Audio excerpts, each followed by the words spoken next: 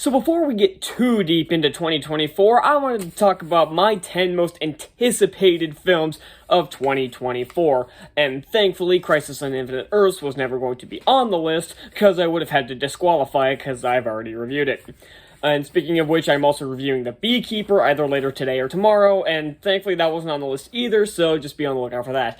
And most likely tomorrow we'll get to the 10 movies of next year that will probably suck, and I have a feeling you can make up the majority of the list before I even get to it.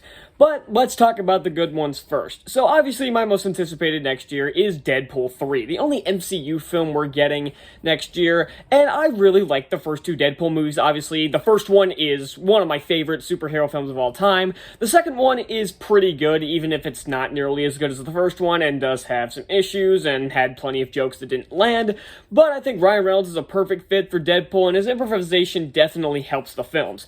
And I am really looking forward to the third one, where we're getting the return of Hugh Jackman's Wolverine.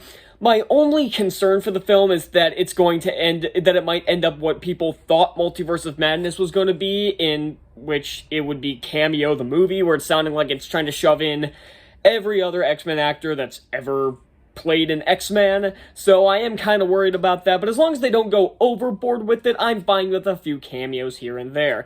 Next up is Kung Fu Panda 4. Kung Fu Panda is one of the most surprising film trilogies of all time. When people first saw the advertisements for the first movie, they thought it was just going to be another stupid kids movie, but it's surprisingly some of the best films in DreamWorks' catalog, even though DreamWorks does have a, let's say, more checkered track record than a lot of other animated studios. Kung Fu Panda is definitely some of their best films, and the fourth one looks like it could be a really fun time. Will it be the best one in the series? I have a hard time believing it'll be the best one, because I think the first two are fantastic. I think the third one is pretty damn solid too, so it has some stiff competition, but you never know. Next up is one that might be controversial to some people, but won't be to others, and that's Kraven the Hunter. Now, keep in mind that after the first two, these aren't really in order, so I wouldn't say this is exactly the third most anticipated, but it's definitely up there. Sony's Spider-Man universe has been critically divisive for some of it, and mostly critically panned. But audiences seem to like the films just fine. I personally really like the Venom movies. I think the second one is better. And I'm one of the 10 people on the planet that thought Morbius was decent. Now, don't get me wrong, Madam Web looks terrible. And yes, we'll be getting to that in the next video. And I even did a full video on that trailer. But this movie looks like it could be awesome. Unlike Madam Web, it seems to be taking a lot more inspiration from the comics. And again, I just have faith in this. Aaron Taylor Johnson, despite the lack of a Russian accent, despite his father having a Russian accent for some reason, seems like he'll be a really good fit as Kraven the Hunter. They're going out with an R rating, which I don't really care about MPAA ratings. If they made this PG-13, I wouldn't have cared. But I'm holding out hope for this one, even if Madam Web looks like an awful trash fire. Next one up is Kingdom of the Planet of the Apes. Now, I'm not the biggest Planet of the Apes fan, but there is one reason, and one reason alone, why I'm very much looking forward to this movie, and that's director Wes Ball. He is not the guy who directed the last few movies, but he directed the Maze Runner trilogy, which is one of my favorite film franchises of all time, so I'm looking forward to this purely to see what Wes Ball does in post-Maze Runner era. And yes, I'm holding out hope that we get a Maze Runner The Fever Code one of these days. I would love to see, if we can get Ballad of Songbirds and Snakes, why can't we get The Fever Code? So next one up is Garfield. Now, Sony Animation is notorious for being, well, shit, but this one looks like it could be pretty good. And again, a lot of these movies could just make the list alone by the fact that there's not any woke bullshit in it. For as bad as Sony is with some of their properties, it doesn't look like that's what they're doing with Garfield here.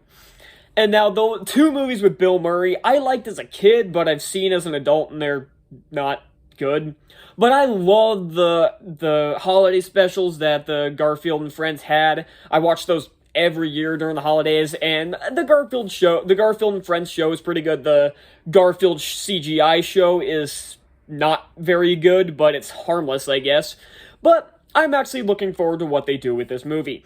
Next up is Ghostbusters Frozen Empire. Now, I do have a concern with this movie, and that's purely on the presence of Patton Oswalt, who's just a horrible human being. I hate him. And he's not a funny comedian either. He's one of the least funny comedians on the planet.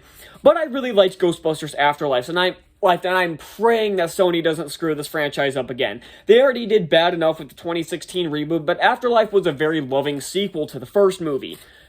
And I guess to the second one, even though that one was trash, but that's beyond the point. I'm holding out hope that this movie is just as good as Afterlife, and even if it isn't as good, at least is decent at best. I'm not asking for a masterpiece. I'm not asking for the first movie. I'm asking for something decent here.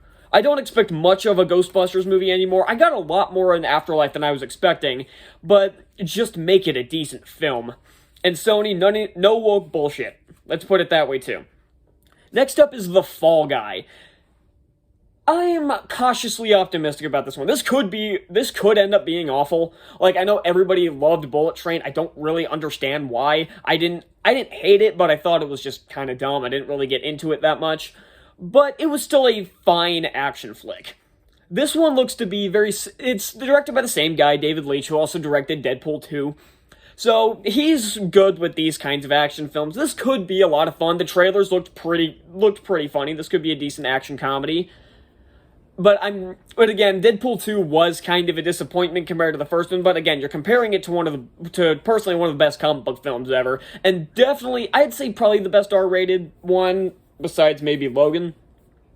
But I'm looking forward. It looks like it could be a fun time. That's all I ask out of movies nowadays, is that they're fun and not pandering. That's all I want out of this movie, is just for it to be a fun action comedy. Next up is Despicable Me 4. I really liked the first Despicable Me movies. Minions I thought was terrible, and Minions The Rise of Gru was pretty decent. That's the only one I've actually reviewed, and I thought it was a decent flick. It was definitely better than a lot of other animated movies that came out in 2022. But nevertheless, the franchise has, even though Illumination itself is kind of hit or miss, they've had great films like the Despicable Me movies and Sing 2, but then they've also had movies like Hop, The Lorax, the Secret Life of Pets movies, and very recently, they had Migration, which was awful. This one, I don't know anything about it. I'm assuming it's going to pick up from where the third movie left off, where he's going up against his brother Drew from the third movie. And if that is the case, I'm curious to see what they're going to do with that. That sounds like it could be a fun idea, just as long as they don't screw it up. Next up is one I probably should have mentioned earlier, but I forgot because it was low down the list, is Snow White and the Evil Queen, the Daily Wire's adaptation of Snow White. And I find it very funny how, with this movie, basically I don't remember how long it was, but very soon after this movie was announced, Disney shit their pants and delayed their Snow White all the way to 2025. And now, this probably wasn't the reason. Most of the reason is probably doing PR damage control and reshoots. But I do find it pretty convenient that almost right after this movie was announced, Disney's like, fuck, we gotta delay this, so... And the Daily Wire has made very good films, and it's not just because of their movies aren't very political, except for Lady Ballers, but that was a political commentary. That was the entire point. But I thought Shut-In was decent. I thought The Hyperions was awesome, and Terror of the Prairie was pretty damn good too. Even though I was hoping that one would be a perfect film because of Gina Carano and I really like her, but the film was still pretty good. And Lady Ballers that I reviewed just like a month ago, actually, that came out in December, was excellent and might be their best one. So I'm holding a hope. This one better at least be better than Disney's live-action one that comes out next year. Good God, that's going to be horrible. So as long as this one is even decent, it'll be an improvement over Disney's live-action adaptations. And finally, this one should be pretty obvious. It's Venom 3. Now, or I should say obvious, I don't know if it's going to be that obvious, but again, besides the point, I really like the first two Venom ones. The first movie is pretty decent. It has issues, obviously, but I still find it to be a fun time. Venom 2 is a much better film. The characters are better, the action sequences are better, the villain is better, pretty much everything about it is better. It's still not a perfect film, but it's perfect. Again, these movies are fun, and that's all they're supposed to be. They're not supposed to be masterpieces like the Avengers movies or some of the X-Men movies. Like, it's not trying to be Logan, it's not trying to be Civil War, it's not trying to be Endgame, it's not trying to be one of these big, huge comic book films. They're just here to have fun for 2 hours and that's it. And again, that's all I ask out of movies nowadays. I don't want pandering, I want fun, or if your movie isn't going to be fun, like it's supposed to be some serious drama or something, it better at least be somewhat well written. And I thought the second Venom movie in particular was relatively well written. I think the first one had some issues with the script, but again, I'm just hoping for a fun movie, no more, no less. So, that's what I got. Let me know what movies you guys are anticipating coming into 2024. Are there any I missed? Are there any on my list that you're not looking forward to or won't see? Let me know in the comments, and I will see y'all next time. Bye.